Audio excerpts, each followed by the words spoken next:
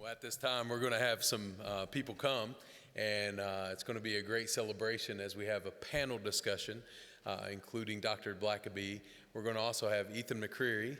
Ethan serves as the lead pastor of Church on the Hill here in Huntsville, and he has been involved in church planning and just an incredible leader, filled with the Spirit and used in so many mighty ways. And then also Dr. Seth Hood. Seth serves as the senior pastor at Colbert Heights First Baptist Church, and so honored to know both of these men, and so thankful for them. But they have both challenged me spiritually, and so we just want to take some time and ask them some questions, and then you'll hear from the State Board of Missions one more time, and then we'll have time for dinner. And so I'm glad they sat down first. I'm the heaviest one of them all. I thought they were going to wait and see if the stool would hold me and then sit down, you know. So, all right, so this one you'll pass back and forth, okay. And we'll use this one. So. All right, so as we said, Seth's been serving as the pastor at Colbert Heights. How long now?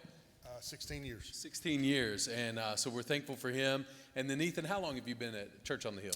9 years. All right, fantastic. And you're going to hear some of their stories. But we want to start with Dr. Blackaby. And Dr. Blackaby, in your book, Spiritual Leadership, you highlight the need for leaders to have advisors. And I would just like to ask you, how should pastors build a team of advisors with diverse areas of expertise? Yeah, first I would just say, just recognize you do need advisors. And I would call them friends even. You just need friends that have wisdom to give you. You need them. No, everybody does. And secondly, don't wait for them to invite you. Go find them. I've encouraged people. I've just said, listen, you have a sense of where you're weak, where you lack. Maybe you know your prayer life lacks. Maybe your administrative ability lacks. Then just say, Spirit of God, show me someone in my area who has what I need, and go buy them lunch.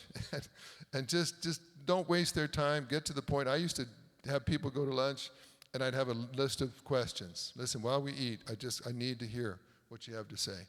But I went and recruited them, and I said, I won't abuse this, but I need friends who will walk with me and who know things I don't know. And if you'll go out and recruit them and build a team that you can bounce things off with, I'll tell you what, it will save you so much. You've heard the saying, it's smart to learn from your mistakes. It's much wiser to learn from other people's mistakes. And so talk to them, learn from their mistakes so you don't have to make the same ones. Well, Ethan had a youth pastor when he was just a student who took him and had him share the gospel to a group of refugees from New Orleans from Hurricane Katrina. And I've watched Ethan lead as a lay leader. I've watched him lead as a student minister. I've watched him lead now as a pastor. And so I just want to ask you a few questions, and that is this. How have wise advisors made a difference in your ministry? They've made all the difference. I mean, apart from the Lord's providence through His Word, He has just blessed me with so many wise pastors and leaders over the years.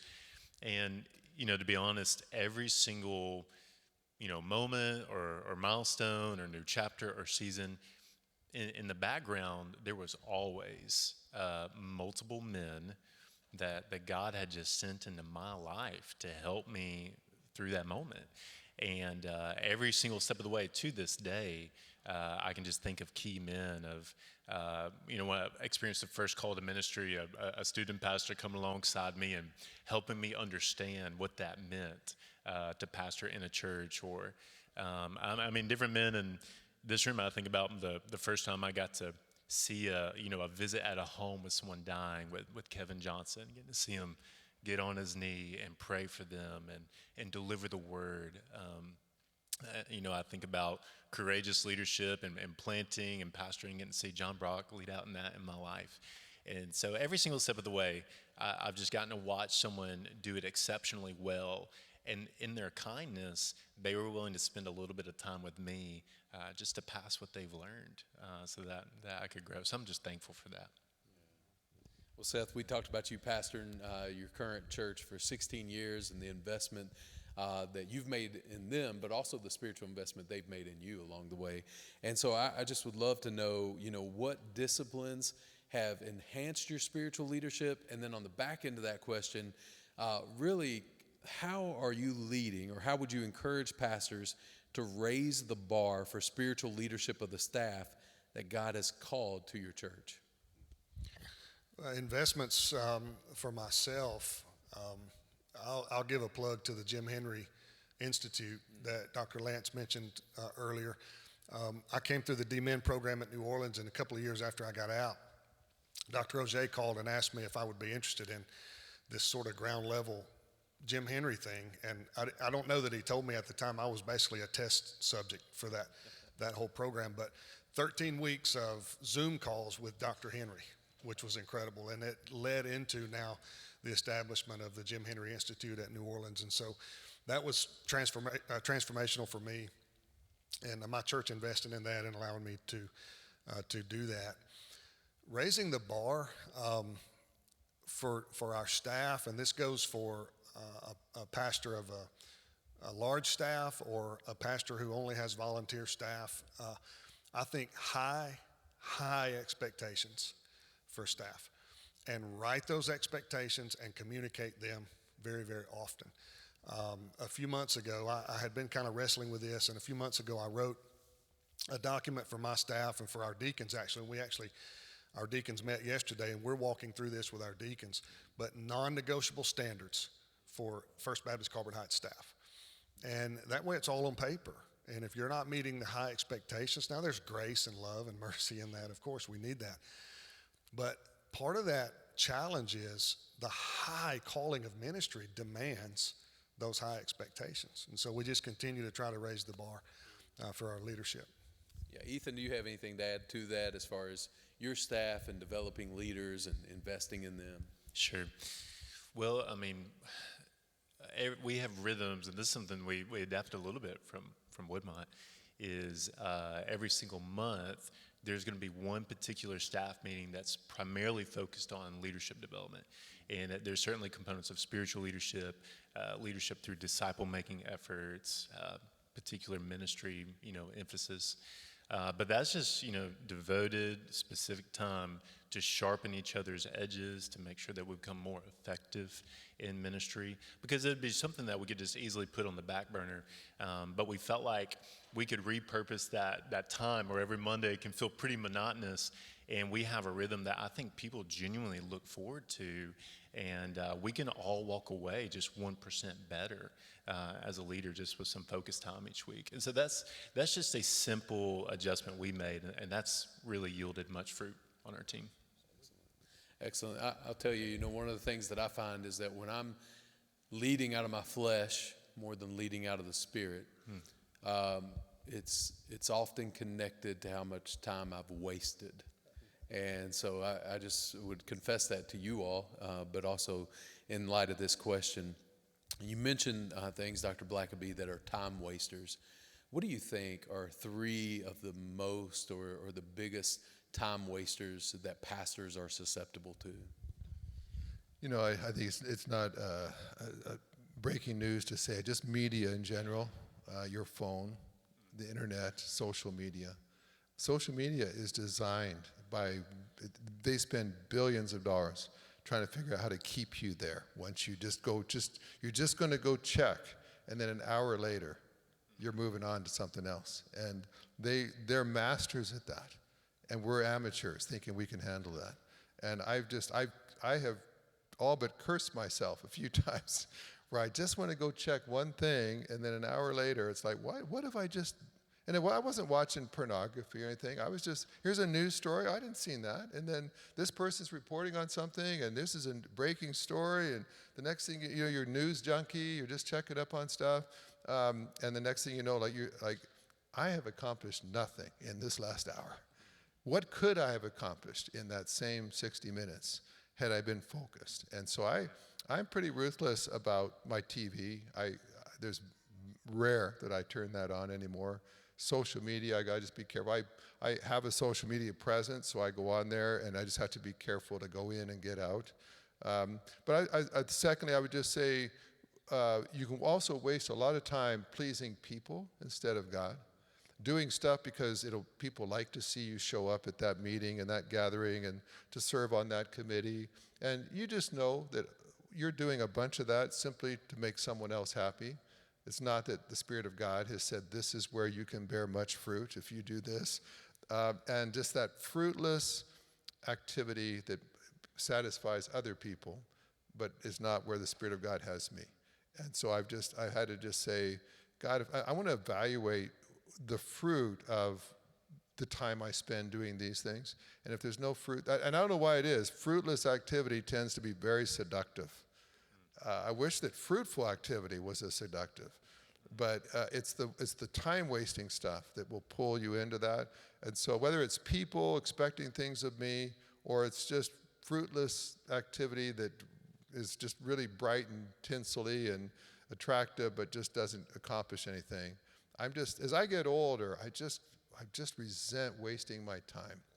When I've seen what God can do with an hour of my time, I know what a tragedy it was when I just wasted an hour of my time.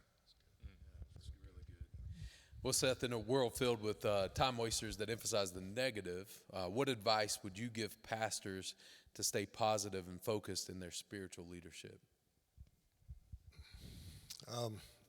For me, it's layers of structure and a real development of a mission and vision and the core values, so that I would like to tell you that every moment of my day is run through the grid of those core values and the mission and vision. Clearly, I'm not quite there yet.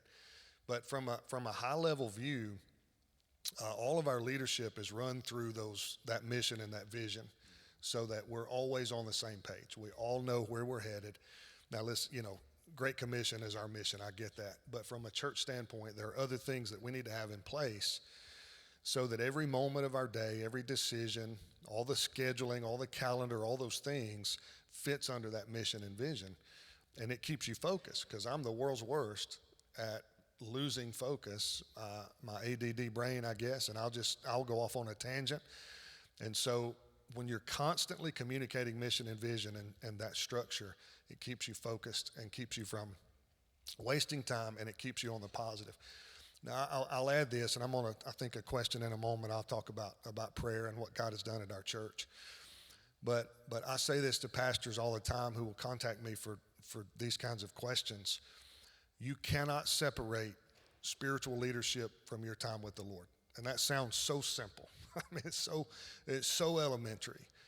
But as Dr. Blackaby said, people will drain you, they'll steal your time. And so it's a structured time for me that does not interrupt my time with the Lord and our prayer time at our church.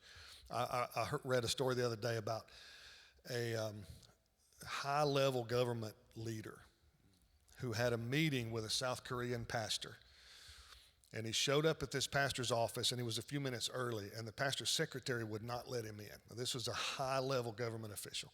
And he said, I cannot interrupt my pastor because he's in his time with prayer, with God. And the leader said, do you know who I am? And the secretary said, do you know who he's talking to?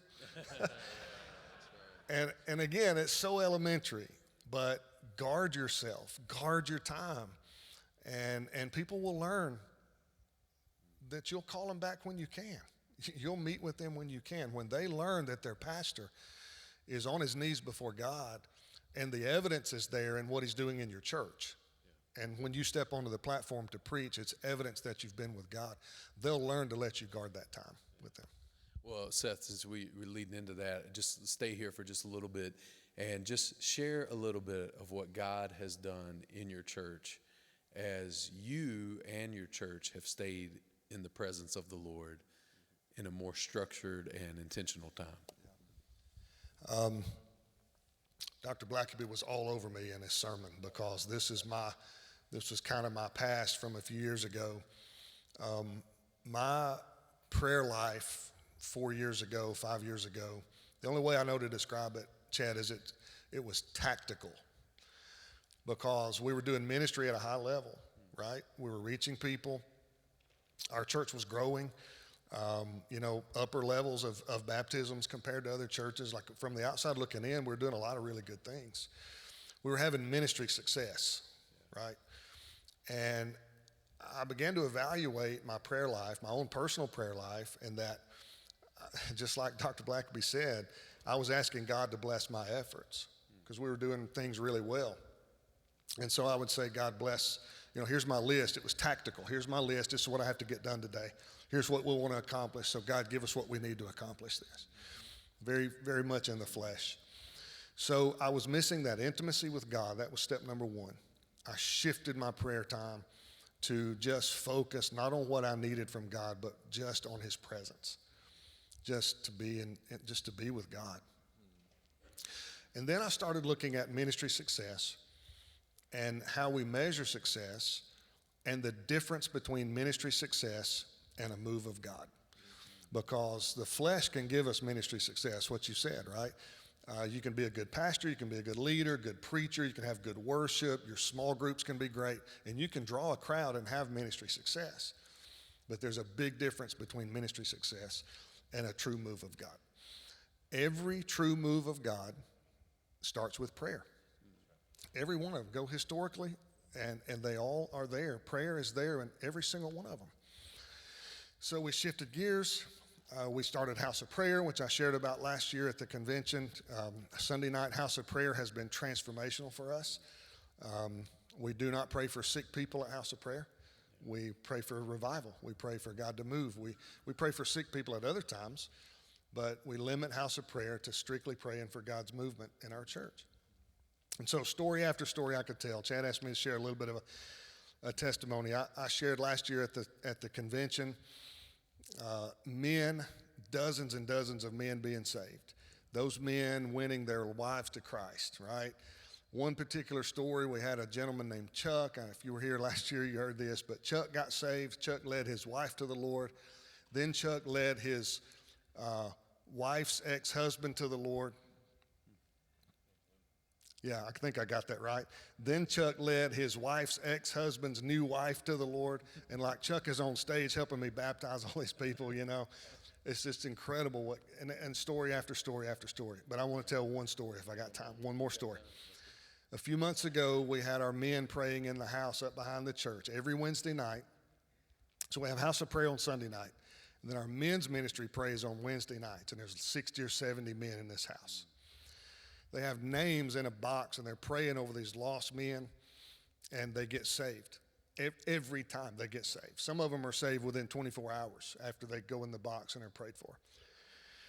But a few months ago, they were praying. Two of our men wanted to get into a rehab facility, a men's drug and alcohol rehab facility, to do ministry. They felt God burdened their hearts with this, all right? They make the phone call to this place. He wouldn't even return their call. Couldn't get in. They just wanted to go in and share the gospel. They wanted to do Bible studies, and the owner wouldn't even return their call, all right? So they get to Wednesday night prayer meeting. 60 or 70 men are praying in this house. God, open a door for us to go into this rehab facility. This is a true story. They're praying. A storm comes through our neighborhood, our area, the Muscle Shoals area right there, okay? Straight line winds.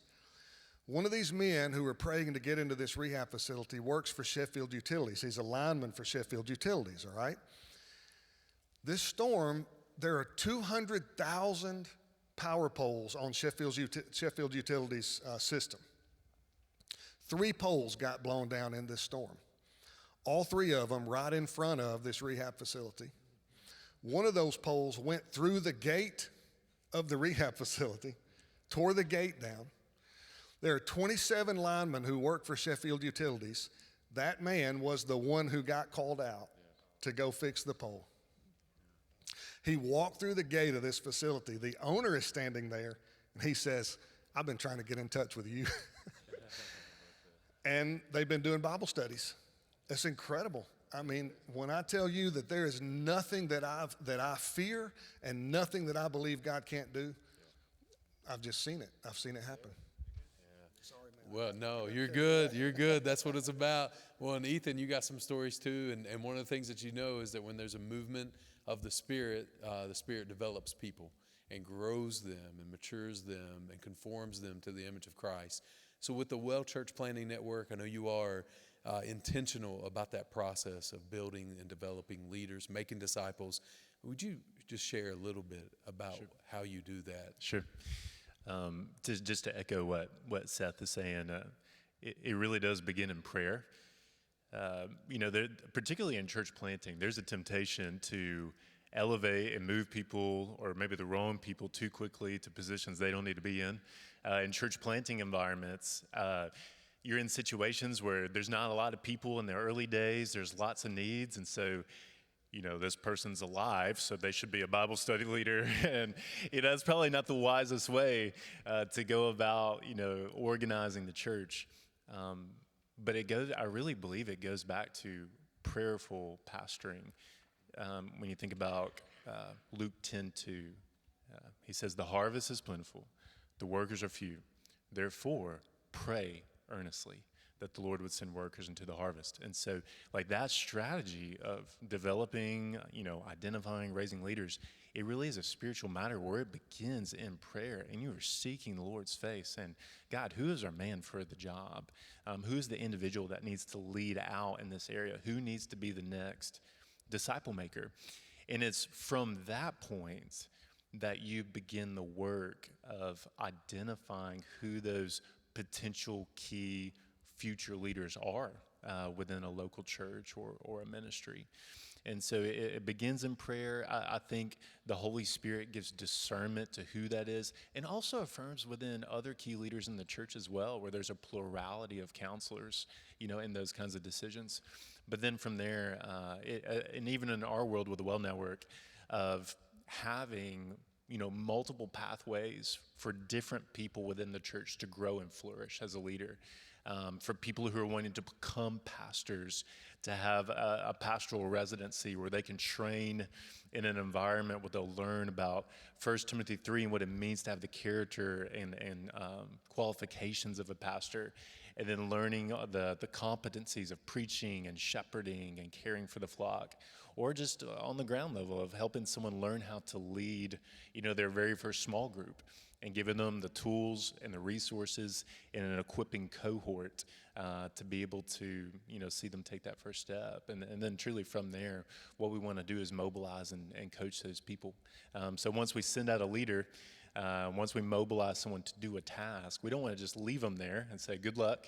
But very similarly to when someone is saved, and that's the starting point of their discipleship, when we mobilize leaders, we want to be just as intentional to care for them along the way, so that when they make mistakes, we're there to pick them up. When they're discouraged, we can encourage them through that, and just to resource them through all the complications that we know come up in the life of a local church. So again, it begins in prayer, and it's from there that God, He shows us each and every step in the life of developing leaders. That's good. Taking that from the church to the house. Now, Dr. Blackaby, I know you're working on a new edition of Experiencing God with your sons. So we're dads up here. I know there's some dads out here. How do you develop spiritual leaders in the home? Yeah, we, Experiencing God, my dad wrote 35 years ago. And for the first time ever, we're actually writing a sequel for it now. So it's not an update of Experiencing God. It's a brand new sequel that you would do next. And I'm writing it with my two sons. And I'll tell you what a thrill that is. We just made videos for it. Ministering alongside my kids has just, I used to think that there was no greater thrill than ministering with my dad. My dad was the greatest man of God I knew, and loved ministering with him.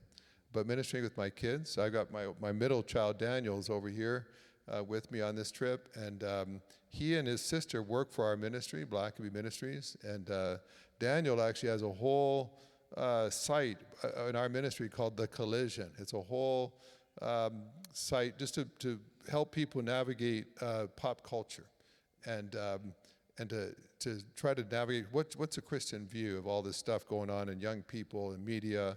And so check out the Collision with Daniel Blackaby. Writes great articles, very insightful, does movie reviews and interviews directors and so on, and just a lot of fun. But trying to just watching him use his gifts My PhD was in history only because you couldn't get a PhD in leadership at the time. So that was as close to leadership as I could get.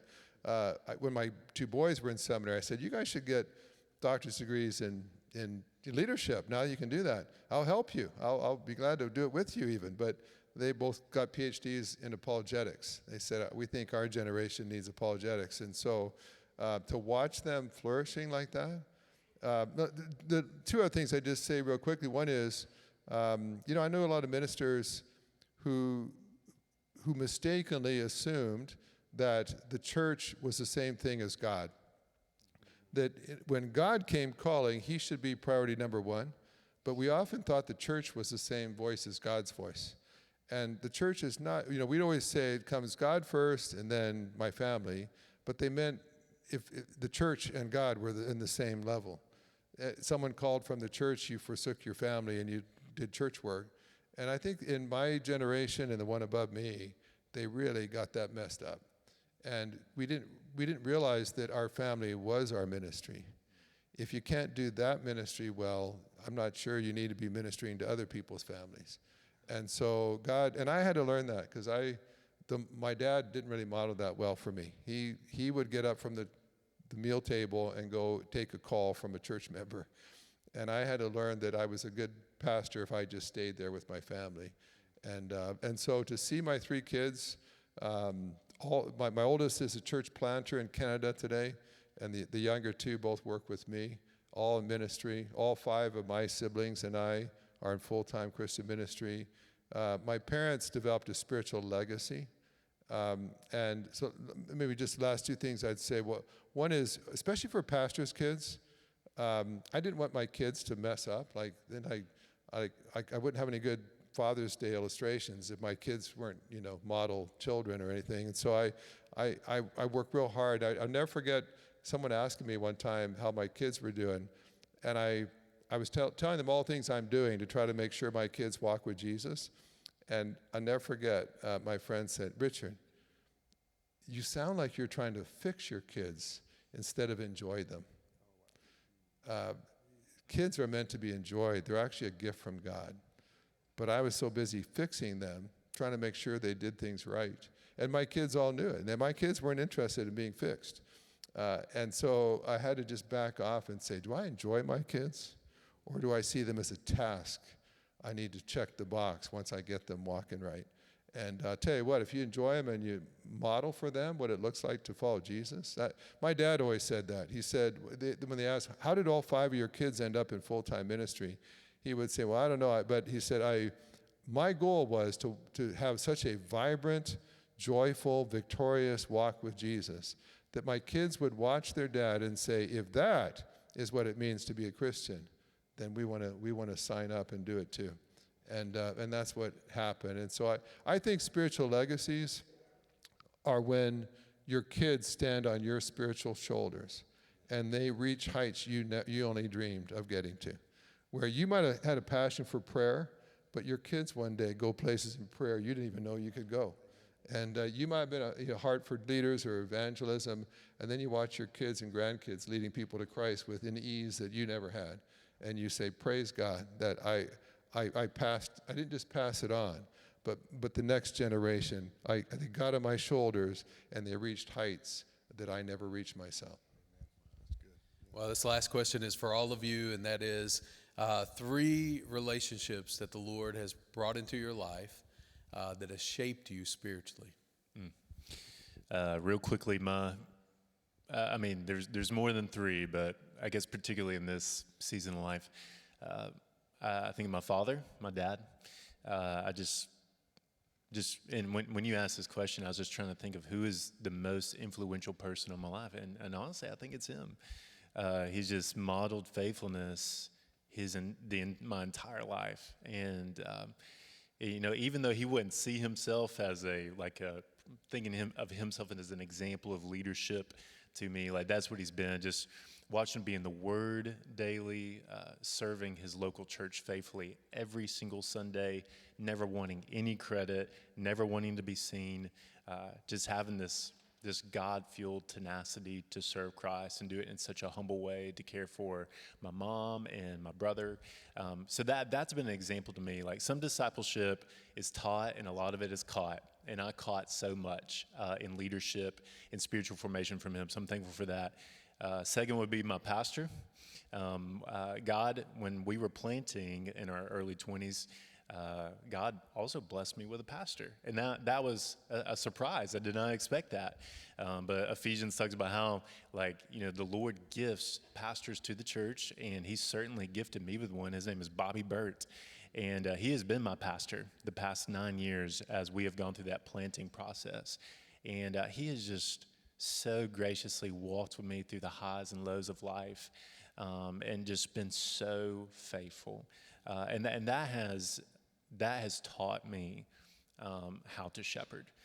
He has taught me what it means to smell like sheep, if you will, and to be in the pen with people. That is just who he is. And so God blessed me with that. And then apart from them two, I have an encourager. His name is David Butler. God blessed me with him about 3 years ago, and he works with North American Mission Board. He's a church member at my church, which is laughable that I get to be his pastor. But he's just a veteran pastor and planter, and he has been there over the past 3 years in critical moments. Kind of like when Moses, he's Exodus 17, they're fighting the Amalekites, he's tired, but you got Aaron and Hur on both sides holding up the arms. And that's what he's been for me. In the moments I've needed it, and just been a cornerstone in that regard. So I'm just thankful for him, but thankful for all three of those guys. God has used them to bless me. I'd echo that. Say my dad, the most influential, great man of God. I never heard my dad ever badmouth the church. I never once ever heard him say something unkind about a church member, and he could have. He had lots of material. He just chose never to say that around, and all 5 of his kids ended up being pastors and missionaries. Secondly, I just say my wife. My dad one time was asked what God's voice sounded like, and he said, well, he just knew that God's voice often sounded a lot like his wife's voice. And my wife has just zinged me. There are just moments next to my dad, and she would never get on a platform, never write a book, never preach a sermon, but she knows me and loves me, and she really cares about people. And when in my flesh sometimes I'd start manipulating and pushing and prodding people, just want to get this thing done, my wife would just be in a flash to say, hey, these are people. They have lives. Their life is not just designed to just serve you. They have their own life, and back off. And she helped me treat people right, and I'm grateful for that. And then third, I would just say I love history, and I would say biographies. Proverbs says if you hang around fools, it'll rub off. So I just thought, how can I get around the greatest men of God that ever lived? Well, you can if they're in an earlier century, but you can still get around a Martin Luther, you can get around Spurgeon, you can get around all these guys by reading biographies about them. And so by far and away, the biggest part of my library are just world changers, and even secular ones and U.S. presidents, but just people that made a difference. And I always have a biography on the go, just saying, God, I don't want to be like them, but I would like my life to make a difference too. And so just get around great leaders, and great if you can take them to lunch. That's great if they're alive and they'll have lunch with you. But whether they will or they're even living today, you can still get around them and hear their heart, watch how they treated people, watch how they walk with God, and then just hope some of that rubs off along the way. Well, I'll name my dad as well. He's been in ministry, pastoring, preaching for almost 50 years. Sat under his preaching growing up, and some of the best memories I have, he was a bivocational pastor, and he had a jewelry store for a long time. He tried to teach me the trade, and I never was any good at it. But I would sit at the bench at Christmas time next to him trying to do some jewelry work, and we always had a preaching tape in listening. So we listened to the best preachers. He had tapes of E.V. Hill and, those men from years past. And so those are my best memories growing up. I will name Mark Wakefield as well. Mark is serving hot chocolate at the disaster relief trailer today. Mark was my first pastor, hired me as his youth pastor when I was 19 years old, which was looking back on it, not real smart, but he was a mentor, one of my mentors. And then this is truly how I feel about my deacons. My deacons are my spiritual warriors. They hired me as pastor when I was 30. I was not ready at all, but they've gone to war for me, and so I would name those three. Wow. You just made a lot of pastors jealous out here about your deacons, man. That's good. That's good. Well, I know when people name people that have had such a spiritual impact on their life, a lot of those people name you three. And so I thank you for that. At this time, we're going to have a word from our State Board of Missions, I believe. And so it looks like, oh, yeah, here they come. And so speaking of people who have a great impact on our